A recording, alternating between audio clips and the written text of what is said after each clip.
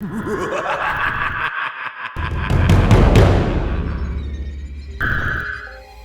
everybody, welcome back to the new segment of the podcast horror. It's time to Porror, Sefeo Porror. I know it's been a long time when I'm not making a video because I was so busy lately. I have a lot of tasks for my professor. I have a lot of job from my opposite, and I feel so dizzy. And also I focus on my applications until the application is done and uploaded to the Play Store, and it needs a lot of time, so that's why I haven't made a lot of video about the Porror right now. And now I'm gonna show you the best, but scariest 10 cases, that unsolved cases you have ever known before. Okay, let's get to the list. The first one is, did Ed Baker fake his death? Ed Baker was the head of the widely successful oil investments firm in the state of Texas. In the 1980s, he made millions and was a leader in the industry.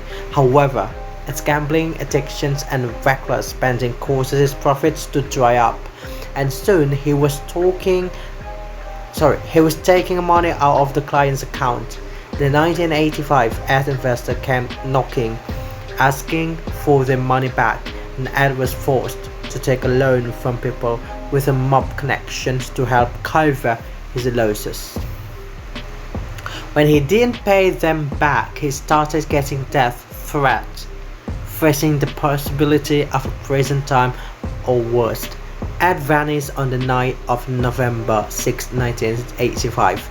2 days later, his Jaguar was found burned to a crisp with the charred remains of a person in the front passenger seat. The body could not be identified, though the police believed that it belonged to Ed. However, some speculated Ed faked his own death with a body double and is now living abroad. So it was just like back to the 1980s. There's a family named Ed Baker's, and he has an oil investment, and he have a lot of loan from another investor, so Ed can't pay his loan and he fake his own death. Like, something happened. I don't even know. Let's get to the next. Diane and Hugh Holland. It's about the murder of Diane Holland and the deathbed of her husband Hugh. So Diane and Hugh Holland live in the seaside town of Morro Bay, California.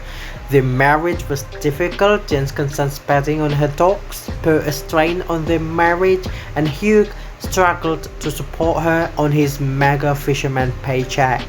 In 1982, Diane's body was found with a dog leash wrapped around her throat. Oh God.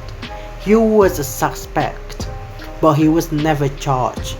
On November 1st, 1986, Hugh vanished while on a trip to San Simeon. His truck was found abandoned with his keys lying nearby. While some think Hugh fled to avoid being implicated to his wife's murder, others believe he was kidnapped and killed by the same person who killed Diane. He was never seen again, and his wife's murder was never solved. So it's like there's a family in one home. It's in the seaside in the California, and because of the difficult of the marriage, the wife died, and there's some speculations that Diane's died. It's not because of the Hugh, but somebody else killed the wife, the Diane, and then Hugh's being a suspect, but it never proven. So that's why Hugh go to the San Simeon, but something happened to the Hugh. He's missing, and some speculations, lost a lot of speculations that Diane's not murdered by Hugh, by his husband, but another else.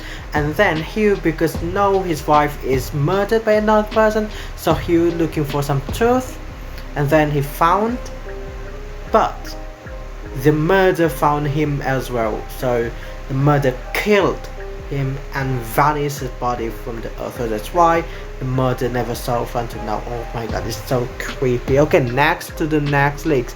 It's about the abductions of Angel Hammond. One of the scariest stories from the original Unsolved Mystery, aired in the fourth season's Dial of 4 Abductions, which revealed the frightening case of an abduction of Angel Hammond. I don't know how to pronounce it, abduction? Who was on the phone with her boyfriend when the abductions happened. Angela was at a payphone when she noticed a suspicious truck cycling her before a mysterious man got out of the vehicle.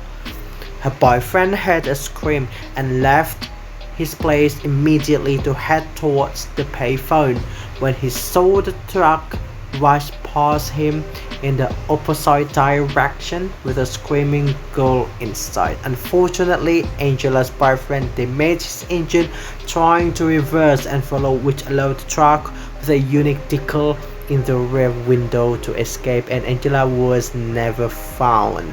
Oh, Angela's never found. So basically, like, they were dating, and the man just go out from the opposite direction with the truck, while his girlfriend on payphone is like Angela in the payphone. So that's why when her boyfriend heard something suspicious, like his girlfriend screaming, and then immediately went to the place, and then he found a truck bring Angela, and Angela never found. Was never found. Oh god, so creepy. Okay, next is about the senseless murder of Dick Hansen. St. George's resident Dick Hansen just wanted to spend some quality time with his friends after a rocky divorce.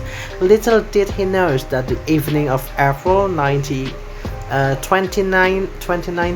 1991 will be the last night of his life. After leaving a bar, Hansen observed his friend Jin being followed along the highway. Concerned, Dick forced the other driver to pull over and confronted him.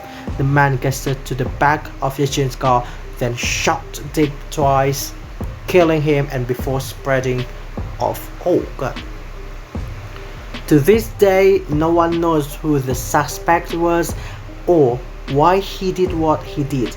One theory was the man was enraged by Jin's vanity plate, which said 49 are huge, a reference to the San Francisco 49 years, and targeted her because of her team affiliation. It's about like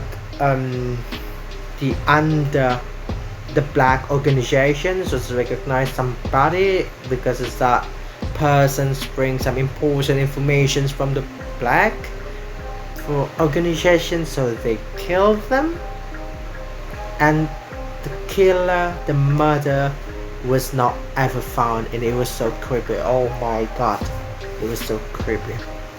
Okay, the next and the last, the death and murder of Cindy James. Oh god, it's so creepy. Okay, Cindy James was a 44-year-old nurse who began to experience troubling moments of harassment that began with a creepy calls to scary notes that continually escalated over 7 years to violent attacks. However, authorities didn't believe her despite numerous troubling accounts that included James being found strangled with an iron, drugged and stripped on the side of the road, and other terrible acts of abuse that even included a house fire while guests were staying over. Cindy James ultimately disappeared, and her body was found dead weeks later near an abandoned house, tied with an iron around her neck. Oh, her death was ultimately determined to be from an overdose of morphine, which caused police to frustratingly rule it is a suicide even though she had been tied up and had previous reports of being drugged. I don't have any theory about that, but I can tell the story. Let's be a detective for a minute. Like, we can research it long time ago, but this is just only my theory. Like, Cindy James was a 44 years old nurse who began to experience troubling moments of harassment that became with her creepy. So because of the stressful, she drank too much, and then the policeman find a lot of morphine in anywhere, so it's kind of suicide, but we can say it's suicide. But beside of that, her hands was tied up, so that's why I want to say it is murder, not suicide. But it's only God knows about the case. Okay, that all just about the scary things that I've never done, unsolved of cases, as scary sense of cases. If you like this video, you can comment down below, and don't forget to request what is the next porror. See you in the next week. Bye bye.